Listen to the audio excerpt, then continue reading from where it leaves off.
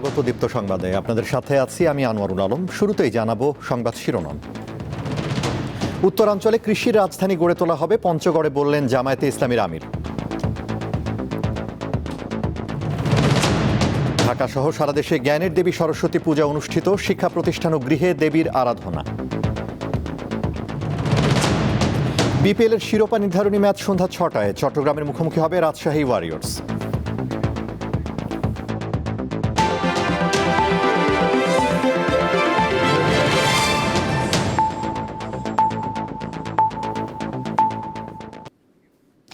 এবারে বিস্তারিত।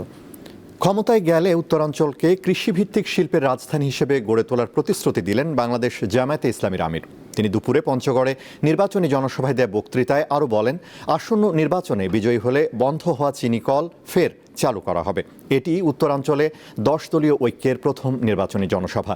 স্থানীয় চিনিকল মাঠে আয়োজিত সমাবেশে উপস্থিত ছিলেন জোটের বিভিন্ন পর্যায়ের নেতারা। সমাবেশ থেকে ত্রয়োদশ জাতীয় সংসদ নির্বাচনে ভোটারদের নানা ধরনের প্রতিশ্রুতি দেন জোট নেতারা।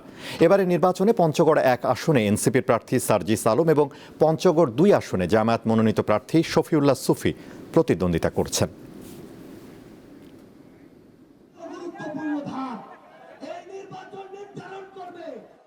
গোটা উত্তরবঙ্গকে কৃষিভিত্তিক শিল্পের রাজধানী বানাতে চায়। বন্ধ চিনিকল খোলা দিতে চাই। শ্রমিকদেরকে কর্মক্ষেত্রে আমরা ফিরিয়ে নিতে চাই। ভাই, আমাদের কাছে কোনো কার্ড নাই। আপনারা সবাই ভাই বোনেরা আমাদের কার্ড। আপনাদের বুকে আমরা একটা ভালোবাসার কার্ড চাই। আপনাদের সমর্থন, দোয়া, ভালোবাসা দিয়ে আগামীতে বেকার এবং দায় দয়া মুক্ত একটা বাংলাদেশ আমরা করতে চাই। এবার ভোটের মাঠের আয়োজন, নির্বাচন পথে পথে।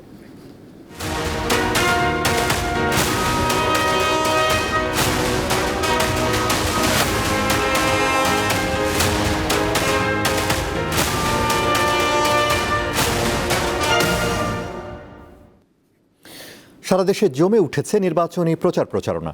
সকাল থেকে ভোটারদের দাঁড়ে দাঁড়ে ছুটছেন প্রার্থীরা, দিচ্ছেন উন্নয়নের প্রতিশ্রুতি। খুলনায় জমে উঠছে নির্বাচনী প্রচার। শুক্রবার সকাল থেকেই খুলনার 6টি আসনের প্রার্থীরা প্রচারণা শুরু করেন।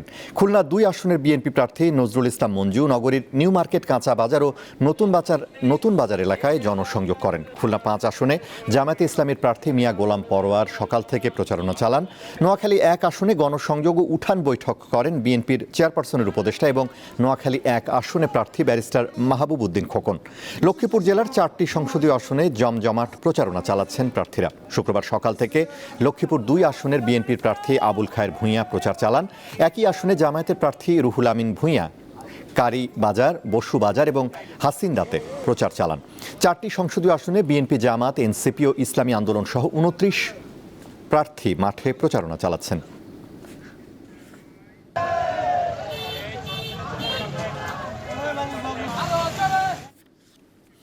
দর্শক, নির্বাচনী প্রচারণার খবর জানাতে কুমিল্লা থেকে যোগ দিচ্ছেন সহকর্মী জহিরুল মোহসান। কথা বলবো তার সঙ্গে।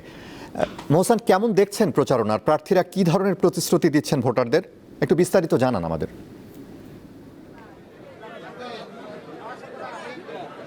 আনারুল, সারা দেশে কিন্তু নির্বাচনের যে প্রচারণা সেটা কিন্তু একেবারে জমে উঠেছে। আমি এখন রয়েছি দীপ্ত টিভির বিশেষ আয়োজন নির্বাচন পথে পথে নিয়ে কুমিল্লা 6 আসনে। আমার সাথে কুমিল্লা 6 আসনের যে প্রার্থী মনিরুল হক চৌধুরী, তিনি রয়েছেন বিএনপি মনোনীত প্রার্থী।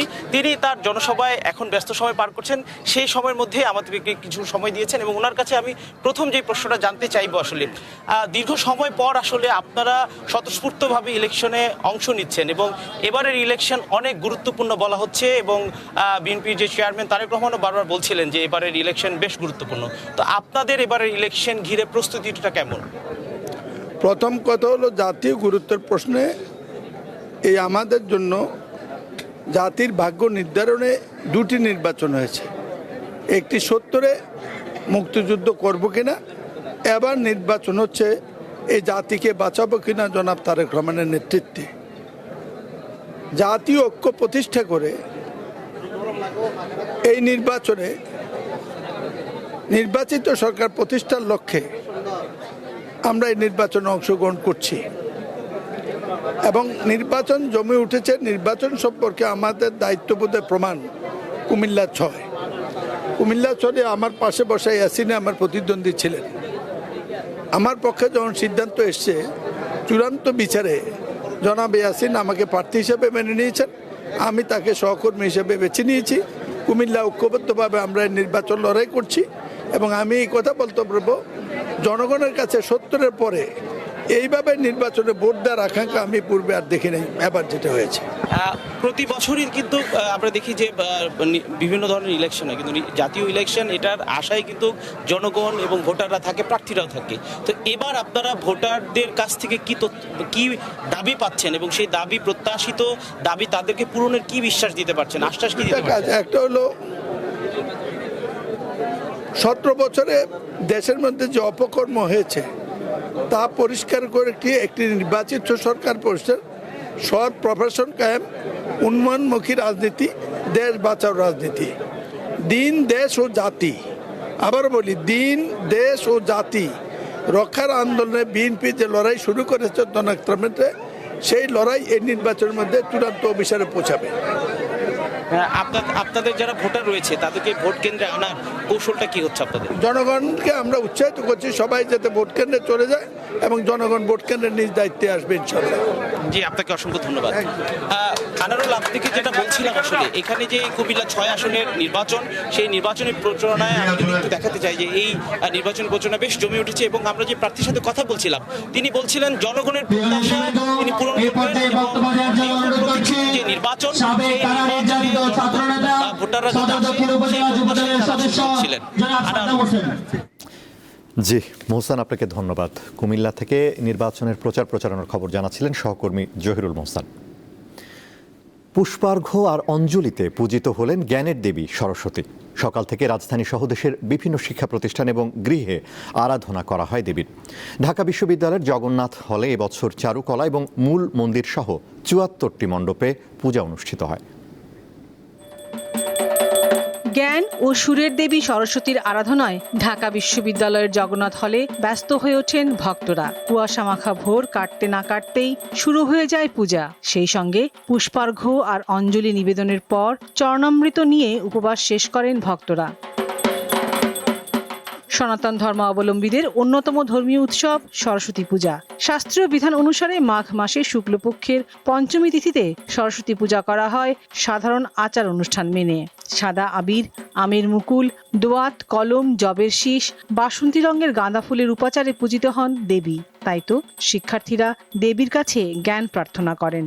মা সবাইকে সুবুদ্ধি এবং সুজ্ঞান দান করুক এবং সবার মধ্যে একটা দীপ্তির আলো প্রকাশ করুক, যাতে সবাই সুজ্ঞানে এই পৃথিবী বা দেশটাকে ভালোভাবে প্রেজেন্ট করে, সেইটাই আমরা মা সরস্বতীর কাছে চেয়েছি। পারিবারিকভাবে ছোট করে করা ওটা আলাদা ব্যাপার, কিন্তু এখানে যখন সবাই করতেছি ওটা আসলে একটা আমাদের জন্য একটা আলাদা আবেগের স্থান। এবছর জগন্নাথ হলের মাঠে মোট ৭৩টি পূজা মণ্ডপ তৈরি করা হয়, চারুকলা সহ মোট ৭৪টি, যা বিশ্ব রেকর্ড গড়তে যাচ্ছে। ৭৩টা মণ্ডপ, মানে ৭৩টা ডিপার্টমেন্ট আমরা একই সাথে চারিদিকে পূজা করছি। আর আমরা চেষ্টা করব যে এই বছর এই গিনিস ওয়ার্ল্ড রেকর্ডে অ্যাড করার। আমাদের এখানে পূজা শেষ, আমাদের একটু পর থেকে আমাদের অন্যান্য সকল ধর্মাবলম্বী ভাই বোন সবাই এখানে অংশগ্রহণ করবেন এবং সবার সম্মিলিত করে আসে, সম্মিলিত অংশগ্রহণে আমাদের এই পূজাতে যেন সাফল্যমণ্ডিত হয় সেই কামনা করি। প্রাক্তনীরা বলেন, শিক্ষাজীবন শেষ হলেও প্রিয় প্রাঙ্গণে মায়ের আরাধনায় যোগ দিতে বারে বারে ছুটে আসতে ইচ্ছা করে। বিনা পানির আরাধনায় মুখরিত ঢাকা বিশ্ববিদ্যালয়ের এই জগন্নাথ হল। মনের অন্ধকার দূর করে জ্ঞানের আলোর প্রার্থনায় বিদ্যার দেবীর চরণে পুষ্পাঞ্জলি দিয়েছেন সনাতনীরা। অসাম্প্রদায়িক এই উৎসবে সম্প্রীতির বন্ধনে মিলিত হোক সর্বস্তরের মানুষ, এমনটাই প্রত্যাশা দর্শনার্থীদের। লাবণী গুহ, জগন্নাথ হল, ঢাকা বিশ্ববিদ্যালয়। উৎসাহ উদ্দীপনা ও নানা আয়োজনে সারা দেশে অনুষ্ঠিত হয়েছে সরস্বতী পূজা। সকাল থেকে চট্টগ্রামের মণ্ডপগুলোতে শিক্ষার্থীরা অংশ নেয়। নগরের বিভিন্ন মণ্ডপের পাশাপাশি বাসা বাড়িতেও পূজার আয়োজন করা হয়। সিলেটের বিভিন্ন মন্দির, শিক্ষা প্রতিষ্ঠান, সরকারি বেসরকারি প্রতিষ্ঠান ও পাড়া মহল্লায় সরস্বতী পূজা হয়েছে। প্রতি বছরের মতো এবারও রামকৃষ্ণ মিশনে ব্যতিক্রমী আয়োজন হাতে খড়ি অনুষ্ঠিত হয়। অঞ্জলি নিবেদনের মধ্য দিয়ে বরিশাল নগরীর বিভিন্ন স্কুল, কলেজে এবং পাড়া মহল্লায় পূজা অনুষ্ঠিত হয়। রাজশাহীতে ধর্মীয় ভাবগাম্ভীর্য ও যথাযোগ্য মর্যাদায় সরস্বতী পূজা অনুষ্ঠিত হয়েছে। সরস্বতী পূজা উপলক্ষে বরগুনায় সনাতন ধর্মাবলম্বীদের বাড়িতে, মন্দির ও বিভিন্ন শিক্ষা প্রতিষ্ঠানে পুষ্পাঞ্জলি প্রদান, প্রসাদ বিতরণ ও ধর্মীয় আলোচনা সভার আয়োজন করা হয়। রাজবাড়ির শেরেবাংলা বালিকা উচ্চ বিদ্যালয়ে উদযাপিত হয়েছে সরস্বতী পূজা।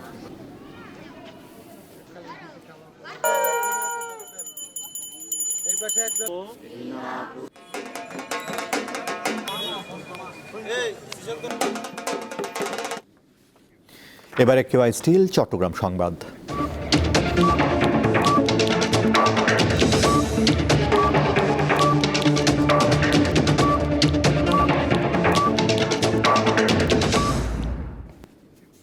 উন্নয়ন কর্মকাণ্ডে অগ্রাধিকার এবং কৃষির সাথে শিল্পের সমন্বয় করা গেলে সীতাকুণ্ড বদলে যাবে বলে মন্তব্য করেছেন চট্টগ্রাম ৪ আসনের বিএনপি প্রার্থী আসলাম চৌধুরী। সকালে সীতাকুণ্ডের বাড়বকুণ্ড এলাকায় নির্বাচনী গণসংযোগে তিনি একথা বলেন। আসলাম চৌধুরী আরও বলেন, উন্নয়নের পাশাপাশি সুশাসন প্রয়োজন।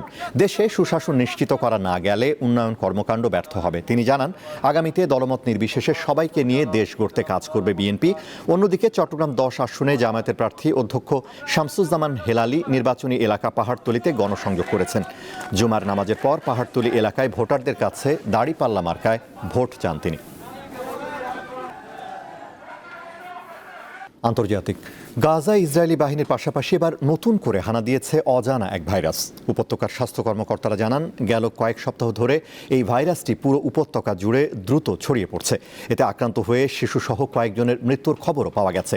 তবে পরীক্ষার সীমিত সুযোগ এবং প্রয়োজনীয় চিকিৎসা সরঞ্জামের তীব্র ঘাটতির কারণে চিকিৎসকরা এখনও ভাইরাসটির প্রকৃত ধরন শনাক্ত করতে পারেননি। আল শিফা মেডিকেল কমপ্লেক্সের পরিচালক জানান, এটি ইনফ্লুয়েঞ্জার কোনো রূপান্তরিত ধরন বা কোভিড-19-এর নতুন কোনো রূপ হতে পারে। বর্তমানে গাজার হাসপাতালগুলোতে জরুরি রোগী ভর্তির হার ২০০% বৃদ্ধি পেয়েছে, যাদের অধিকাংশেরই ফুসফুসে সংক্রমণ, প্রচণ্ড জ্বর এবং শ্বাসকষ্টের সমস্যায় ভুগছেন।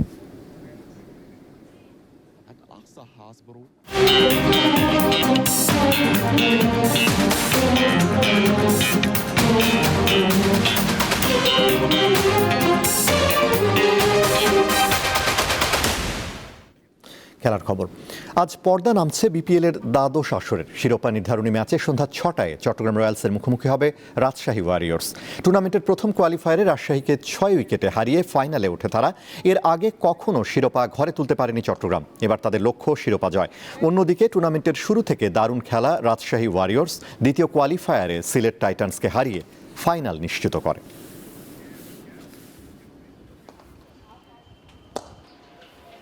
বাংলাদেশ মহিলা ক্রীড়া সংস্থার আয়োজনে খেলার ডাক শীর্ষক উৎসব অনুষ্ঠিত হয়েছে। সকালে ধানমন্ডির রিয়া গোপ মহিলা ক্রীড়া কমপ্লেক্সে করা হয় এই আয়োজন। এতে archery, tennis, basketball, cricket, football, golf, দাবা, বক্সিং, ব্যাডমিন্টন খেলার সাথে পরিচয় করিয়ে দেওয়া হয় শিশু কিশোরদের। বিভিন্ন স্কুল থেকে ৭৫ জন শিক্ষার্থী অংশ নেয় অনুষ্ঠানে। উপস্থিত ছিলেন সংস্থাটির সভানেত্রী ব্যারিস্টার সারওয়াত সিরাজ শুক্লা, সহ সভানেত্রী ডাক্তার ইসমাত আরা লিটা ও সাধারণ সম্পাদিকা ফিরোজা করিম নেলি।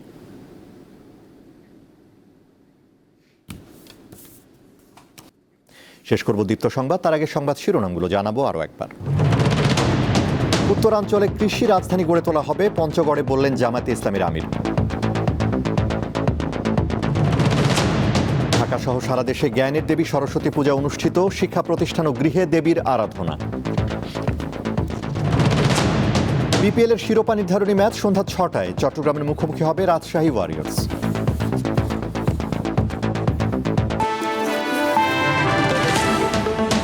এই ছিল এখনকার মতো আমাদের পরবর্তী দীপ্ত সংবাদ সন্ধ্যা ৬টা ৪০ দেখার আমন্ত্রণ। এছাড়া আরও তথ্য বিনোদনের খবর পেতে যুক্ত থাকুন দীপ্তর ডিজিটাল প্ল্যাটফর্মগুলোতে। ধন্যবাদ।